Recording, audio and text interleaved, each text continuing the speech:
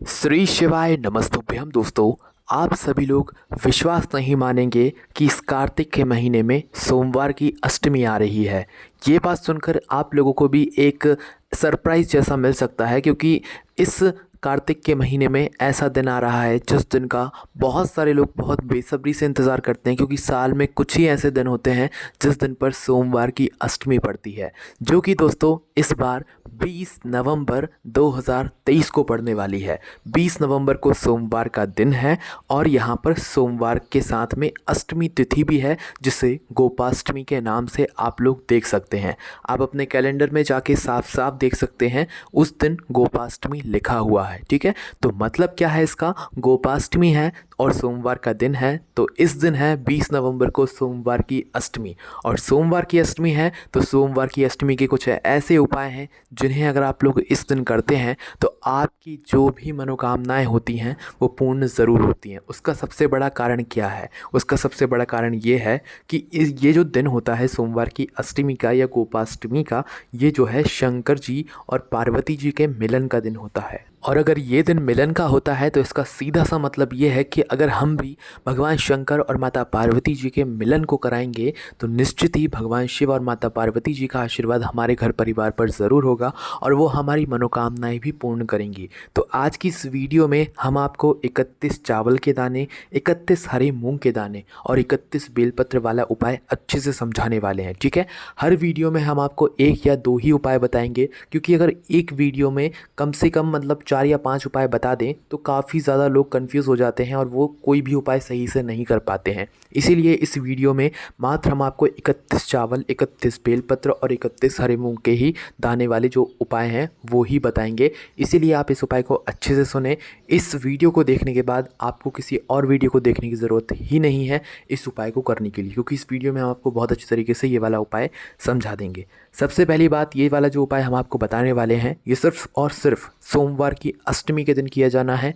इसके अलावा और किसी अष्टमी को नहीं किया जाना है, किसी सोमवार को नहीं किया जाना है। जब सोमवार की अष्टमी पड़े जब आपको करना है, और इस बार 20 नवंबर 2023 को ही सोमवार की अष्टमी यहाँ पर पड़ने वाली है। ठीक है, तो सबसे पहली चीज़, इस उपाय को आपको प्रातःकाल सुबह सुबह करना है। सुन लिया आप लोगों ने, सुबह सुबह कहने का मतलब है 10 से 12 बजे तक भी करोगे तो भी चलेगा, पर जितना जल्दी हो सके सुबह सुबह आप लोग इस उपाय को करने की कोशिश करना। ठीक है, तो सबसे पहली चीज़ हमें ये जानना होगा कि इस उपाय में हमें किन किन चीज़ों की आवश्यकता यहाँ पर पड़ने वाली है। ठीक है, तो देखो हमने आपको पहले ही बता दिया है कि बेलपत्र, हरे मूंग और यहाँ पर जो हमारे चावल के दाने हैं वो इसमें उपयोग होने वाले हैं, पर कितने कितने लेना है वो भी हम आपको बताते हैं। देखिए, सबसे पहले आपको 31 चावल के दाने लेना है। अब यहाँ पर मैं आपको एक बात बता दूँ कि 31 जो चावल के दाने ले रहे हो या 31 जो चावल के दाने आप लोग ले रहे हो ना, ये आपको अपने घर की रसोई घर से ही लेना है। पर ध्यान इस बात का देना है कि जो 31 चावल के दाने आप लोग ले रहे हो ना, इन 31 चावल के दानों को गिन लेना है। गिनने के बाद छांट लेना है कि इन 31 चावल के दानों में कोई भी दाना टूटा हुआ ना हो। टूटा हुआ है तो उसको हटाकर एक बिल्कुल अच्छा साबुत दाना जो है यहाँ पर निकाल लो चावल का। ठीक है, तो कहने का मतलब ये है कि 31 के 31 चावल के दाने बिल्कुल साफ़ होने चाहिए, बिल्कुल लंबे लंबे होने चाहिए, टूटे हुए नहीं होने चाहिए, एक भी नहीं होना चाहिए टूटा हुआ। इस बात का ध्यान रखना है। लेने 31 ही चावल के दाने हैं, ना कम लेना है ना ज़्यादा लेना है। दूसरी चीज़ आती है दोस्तों यहाँ पर हरा मूंग। ठीक है, अब हरा मूंग कैसा लेना है वो भी हम आपको बता देते हैं। देखिए, हरा मूंग वो वाला नहीं लेना है जो दाल वाला होता है, मतलब जो आपके घर में दाल कटी कटी वाली रखी हुई होती है ना, बहुत से लोग क्या करेंगे वो वाला हरा मूंग ले लेंगे। नहीं, हरा मूंग वो लेना है जो कि कटा ना हो, पूरा बिल्कुल सेगा का सेगा हो, गोल टाइप का हो, वो वाला आपको हरा मूंग लेना है। कितना लेना है? 31 दाने लेना है ना। अब 31 दाने कैसे लेना है, बढ़िया गिन लेना। इसमें आपको टूटने वगैरह की कोई दिक्कत है ही नहीं। आपको गोल दाने लेना है, वो भी हरे मूंग के। कितने लेने हैं? 31 दाने। तो 31 हरे मूंग के दाने लेना। नहीं है घर में तो आप कहीं से जाकर ला सकते हैं, कोई दिक्कत नहीं है, पर आपकी जो दाल रहेगी वो आप इस उपाय में प्रयोग नहीं कर सकते हैं। वो दाने पूरे पूरे होने चाहिए, इस बात का आपको ध्यान रखना है। तो दूसरी चीज़ हो गई 31 हरे मूंग के दाने। अब जो तीसरी चीज़ है दोस्तों वो है बेलपत्र। भगवान शिव जी की सबसे प्रिय वस्तु बेलपत्र। ये भी कितनी लेनी है? 31 ही लेनी है। कितने? 31, है ना। तो 31 ही आप लोग बेलपत्र बढ़िया कहीं से तोड़ लाओ या तो कहीं से ख़रीद लो, है ना। और 31 बेलपत्र जो है आप लोग तैयार करके अपने पास में यहाँ पर रख लो। तो आप लोगों को क्या क्या सामग्री रखनी है, 31 चावल के दाने, 31 हरे मूंग के दाने और 31 ही बेलपत्र। बेलपत्र में भी ये बात ध्यान रखना कि जो 31 बेलपत्र के जो पत्ते हैं उन वो जो पत्ते रहेंगे ना, वो टूटे हुए कटे पिटे नहीं होने चाहिए। भगवान शिव जी को जो भी चीज़ समर्पित करो बिल्कुल शुद्ध, बिल्कुल साफ़, बिल्कुल मन से समर्पित करो, भगवान जल्दी प्रसन्न होते हैं, ठीक है। तो बेलपत्र का भी थोड़ा ध्यान रखना, कटे पिटे ना हो, या तो मतलब कि कोई भी ऐसी आपको जो है दिक्कत नहीं होनी चाहिए उन बेलपत्र के पत्तों में। और अगर आप लोगों के पास 31 बेलपत्र नहीं है तो इस स्थान पर आप एक और काम कर सकते हैं, वो भी काम हम आपको बताएंगे। उससे पहले अब हम आपको समझाते हैं कि ये उपाय आपको अब कैसे करना है। ये तीनों चीज़ें आपको आपने तैयार करनी, 31 बेलपत्र, 31 हरे मूंग के दाने, 31 चावल के दाने, ठीक है। थोड़ा आगे पीछे हम बोल रहे हैं, आप समझ लेना। तो आपने ये तीनों चीज़ें तैयार करनी 31 मात्रा में। उसके बाद में अब सुबह सुबह जा रहे हो तो ऐसा तो है नहीं कि आप भगवान शिव जी की पूजा नहीं करोगे। एक लोटा जल अपने साथ में रख लेना, पूजन की थाली जो आप लेकर जाना चाहो, चंदन वगैरह भगवान शिव जी को चढ़ाना चाहो, अक्षत वगैरह अलग से रखना। ये पूजन की सामग्री, ये जो उपाय की सामग्री 31 बताई है ये अलग रहेगी, और जो पूजन की आपकी सामग्री है सुबह सुबह जो रोज़ प्रतिदिन आप लोग जाते हैं मंदिर और पूजन करते हैं, वो सामग्री अलग रखिएगा, ठीक है। तो बढ़िया लेकर पहुँचिएगा भगवान शिव जी के मंदिर में प्रातःकाल सुबह सुबह, और स्नान करके शुद्ध होकर नए वस्त्र पहनकर, ऐसा ना हो आप पिछले दिन के ही वस्त्र पहन ले, थोड़ा धुले हुए इस दिन विशेष रूप से आप वस्त्र पहन लेना या नए वस्त्र पहन लेना, ठीक है। कार्तिक के महीने की ये सोमवार की अष्टमी है, भूलना मत, बहुत बड़ा ये दिन है, ठीक है। तो करना क्या है वह हम आपको यहाँ पर बता देते हैं। आप भगवान शिव जी के मंदिर जैसे ही पहुँचे ना, तो शिव जी की चौखट से ही ये उपाय शुरू हो जाएगा, इस बात का ध्यान रखिए। तो चौखट से कैसे ये उपाय शुरू होगा, देखो आप जो अपनी पूजन की थाली वगैरह सब तैयार करके लेकर आए हो ना, हो सके तो उसे थोड़ा वहीं पर पास में कहीं पर रख देना, क्योंकि इस उपाय को आपको भगवान शिव जी की चौखट से ही शुरू करना है, ठीक है।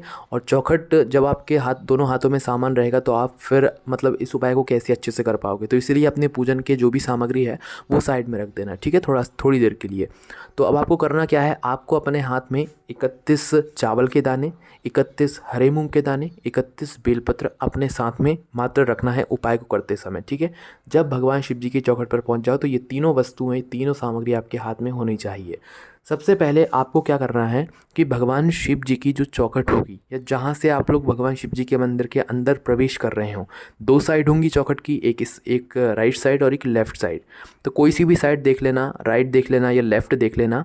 उस स्थान पर आपको अपने 31 चावल के दाने निकालने हैं। कितने, 31 जो चावल के दाने हैं ना वो निकालने हैं। 31 चावल के दानों को निकालने के बाद अपनी मनोकामना को मन ही मन सोचकर या थोड़ा सा बोलकर भगवान शिव जी से निवेदन करके इन 31 चावल के दानों को एक साथ, एक एक करके नहीं, एक साथ जो है भगवान शिव जी की चौखट पर समर्पित कर देना है। बस बीचों बीच आपको चावल के दाने नहीं रखना है, किसी के पैरों में वो नहीं आने चाहिए। या तो लेफ़्ट साइड रख देना या तो राइट साइड रख देना, कोई दिक्कत नहीं है। बस आप 31 चावल के दाने को रखते समय अपनी मनोकामना भगवान शिव जी से ज़रूर बोली गई। ये वो मनोकामना है जो कि आपकी अगली सोमवार की अष्टमी आने तक पूर्ण हो जाएगी, इसलिए सोच समझकर एक ही मनोकामना बोलना, ठीक है। तो 31 चावल के दाने को समर्पित करते समय अपनी मनोकामना बोल देना। जैसे ही आप 31 चावल के दाने समर्पित कर दें, उसके बाद में आप भगवान शिव जी के मंदिर के अंदर प्रवेश करें।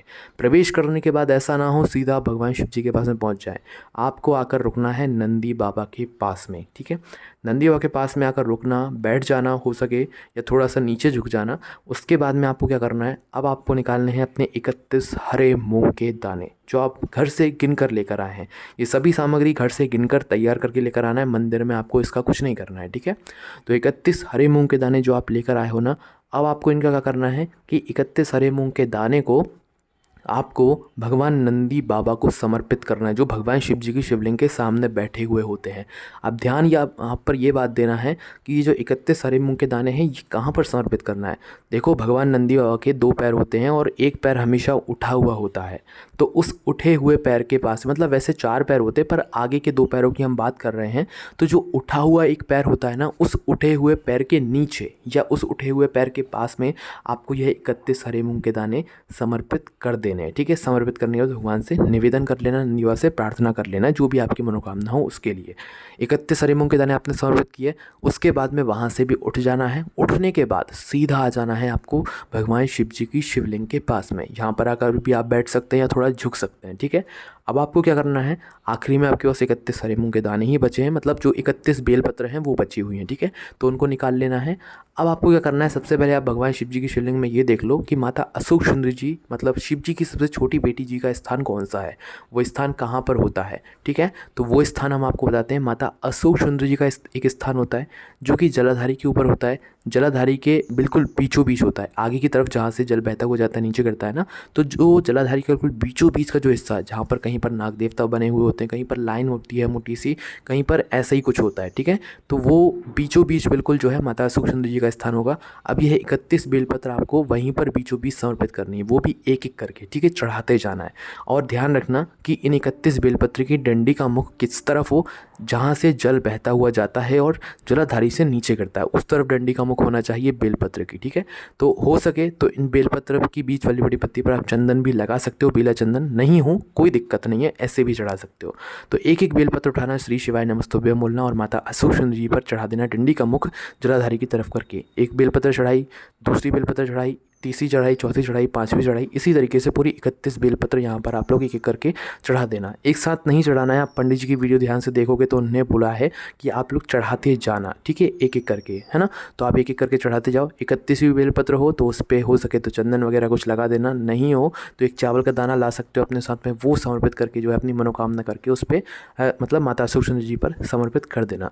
जैसे ही आपने 31 बेलपत्र भगवान शिव जी पर चढ़ा दें, उसके बाद में हाथ जोड़कर 2 मिनट 5 मिनट भगवान का ध्यान करना, उनसे निवेदन करना, आप अपनी जो भी आप एक मनोकामना के लिए मतलब यहाँ पर आए हुए हैं, इस उपाय को कर रहे हैं, वो मनोकामना अपनी बोलना और भगवान से निवेदन कर कर जो है आप अपनी अब पूजन कर सकते हो। आपने जो बाहर अपनी पूजन 1 लोटा जल या जो पूजन सामग्री रखी हुई है ना, उसको उठाकर लाकर अब भगवान शिव जी पर आप जल चढ़ा सकते हो और भगवान शिव जी को जो भी आप चीज़ समर्पित करना चाहते हो वो कर सकते हो, ठीक है। पर उपाय, ये वाला जो उपाय है ना, ये पहले होगा, बाद में आप लोग अपनी पूजन यहाँ पर कर सकते हैं और कोई भी दिक्कत नहीं है। अब दोस्तों ये वीडियो थोड़ी लंबी हुई है, वो इसका कारण ये है कि हमने आपको इस उपाय को अच्छे से समझाने की कोशिश करी है। इस वीडियो को अगर आपने अच्छे से देख लिया, समझ लिया, तो आपको कोई दिक्कत नहीं आने वाली है। पर जब भी किसी को कोई दिक्कत हो, कोई प्रश्न हो, तो कमेंट सेक्शन में जल्दी से पूछ लेना, उपाय को ज़रूर करना और अगली सोमवार की अष्टमी आने तक आपकी वह मनोकामना ज़रूर पूर्ण हो जाएगी। बाकी कोई भी समस्या आती है आप हमसे कमेंट करके पूछ सकते हैं। और हमारी एक वेबसाइट है भोलेनाथभक्ति.com, जिस पर आपको पंडित जी द्वारा बताए गए सारे उपाय मिलेंगे। पंडित जी की कथाओं में जो भी विशेष जानकारियाँ होती हैं, कुछ दिनों बाद वो भी आपको मिलना चालू हो जाएंगी और जो भी त्यौहार वगैरह जो भी विशेष चीज़ें आती हैं उनकी जानकारी भी आपको कुछ दिनों बाद मिलना शुरू हो जाएगी। तो आपको कभी भी कोई दिक्कत आती है, भोलेनाथभक्ति.com सर्च करना गूगल पर, आपको हमारी वेबसाइट दिख जाएगी। वहाँ पर सारी जानकारी आप लोग आराम से बैठकर पढ़ सकते हो और उपायों को भी पढ़ सकते हो। कोई भी दिक्कत आए वहाँ पर भी आप हमसे कमेंट करके पूछ सकते हो। ओम नमः शिवाय, जय भोले बाबा, श्री शिवाय, नमस्तोभ्याम।